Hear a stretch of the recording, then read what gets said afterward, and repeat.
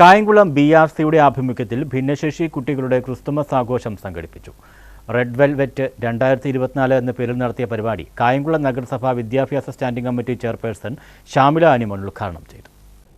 കായംകുളം BRCയുടെ ആഭിമുഖ്യത്തിലാണ് ഭിന്നശേഷി കുട്ടികളുടെ ക്രിസ്മസ് ആഘോഷം റെഡ് വെൽവെറ്റ് 2024 എന്ന പേരിൽ നടത്തിയത്. BRC ഓട്ടിസം സെന്ററിൽ വാർഡ് കൗൺസിലർ K. പുഷ്പദാസ് അധ്യക്ഷനായ ചടങ്ങിൽ മുനിസിപ്പൽ വിദ്യാഭ്യാസ standing committee chairperson Shamila Animon ഉദ്ഘാടനം നിർവഹിച്ചു. പൂർണ്ണമാക്കുന്നത് സ്നേഹവും ത്യാഗവും സമാധാനവുമാണെന്ന സന്ദേശം വിളിച്ചറിയിച്ചുകൊണ്ട് നമ്മളിലേക്ക് ആഗതനായ യേശുക്രിസ്തുവിന്റെ തിരുപ്പിറവിയുമാണ് നമ്മൾ എല്ലാ വർഷവും ക്രിസ്മസ് ആയി ആഘോഷിക്കുന്നത്. ഈ വർഷവും വിപുലമായ രീതിയിൽ തന്നെ എല്ലായിടത്തും ലോകമെമ്പാടും ക്രിസ്മസ് ആഘോഷിക്കുകയാണ്. BPC ജൂലിയസ് ബിനു സ്വാഗതം ആശംസിച്ചു. AEO A. Sindhu, Chetana charitable trust പുരോഹിതരായ ഫാദർ ഫ്രാൻസിസ്, ഫാദർ ഫിലിപ്പ്, എഴുത്തുകാരനായ അജിത് കണ്ടലൂർ തുടങ്ങിയവർ മുഖ്യ അതിഥികളായി പങ്കെടുത്തു.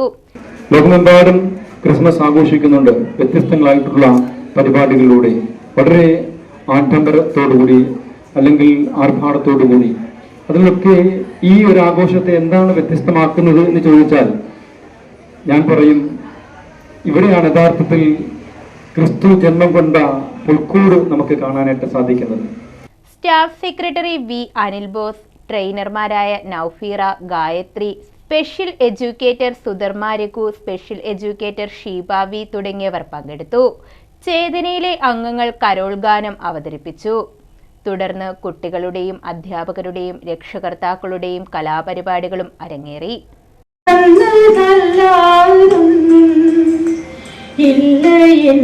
ജീവിതത്തിൽ ദൈവത്തിൻ്റെ സ്നേഹം പോലെ മറ്റൊന്നില്ല പാരിടത്തിൽ. ഇന്നോളം ദൈവമെന്നെ കാത്തതോർത്തു പോവുകേ. സ്നേഹവിരുന്നോടുകൂടി പരിപാടികൾ അവസാനിച്ചു.